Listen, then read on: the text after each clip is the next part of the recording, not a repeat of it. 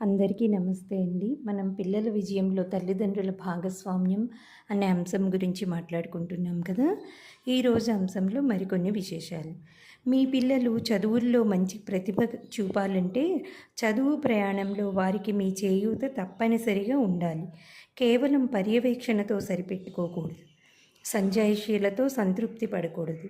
కొందరు తల్లిదండ్రులు నిరంతరం తమ పిల్లలను చదువు అని ఒకటే పోరు పెడుతూ ఉంటారు. మార్కులు తగ్గితే నీకేమైందని కేకలు వేస్తారు. దీనివల్ల పిల్లలకు చదువు పట్ల, పాఠశాల పట్ల భయం, ఆందోళన కలుగుతాయి.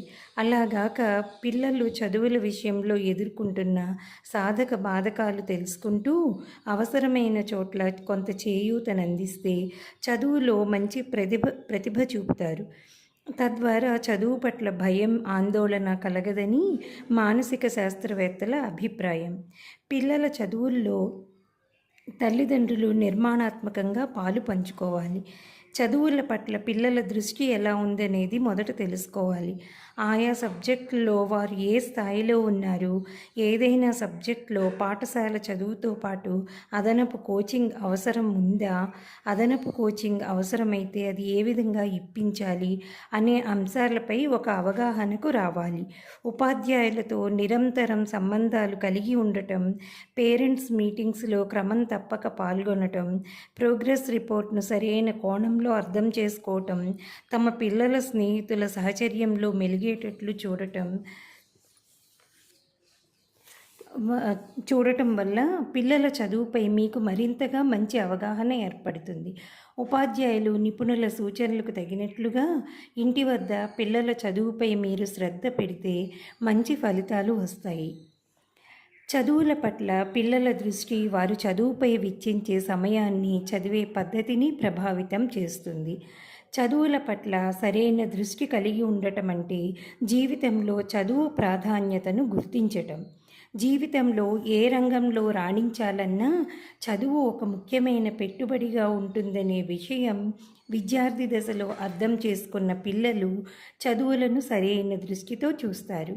చదువు అంటే ఒక శిక్ష కాదని, తమకు భావి జీవితానికి అవసరమైన జ్ఞానాన్ని, నైపుణ్యాలను అందించేందుకు ఉద్దేశించిన ప్రక్రియ అని పిల్లలకు అర్థం కావాలి. గారెట్ అనే మానసిక శాస్త్రవేత్త ప్రకారం చదువుల పట్ల సరైన దృష్టి కలిగిన విద్యార్థి అధ్యయన విధానం ఈ విధంగా ఉంటుంది.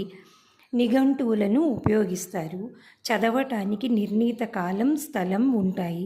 అలసిపోయినప్పుడు చదవకపోవటం, చదువు తప్ప ఇతర ఆలోచనలు చేయకపోవటం, పటాలు, చార్ట్లు, పాఠ్య సారాంశాలు తరచుగా చూసే అలవాటు ఉండటం, ఏకాంతంగా చదువుకోవటం, ఎక్కువగా తెల్లవారుజామున, సాయంకాలం వేళల్లో చదువుకోవటం, అభిరుచి ఉన్న కోర్సుల్లోనే చేరటం, విద్యాలయానికి పోయే ముందు పాఠాలను ఒకసారి సమీక్ష చేసుకోవటం, నిశ్శబ్దంగా చదవటం, పెదాల కదలిక చాలా తక్కువగా ఉండటం, చదవటానికి ఒక ప్రణాళిక ఉండటం, ఏది ఎప్పుడు చదవాలో ముందే నిర్ణయించుకోవటం, తాను ఏం చదవదలిస్తే దాన్ని ఒకసారి వేగంగా చదవటం, ఎక్కువగా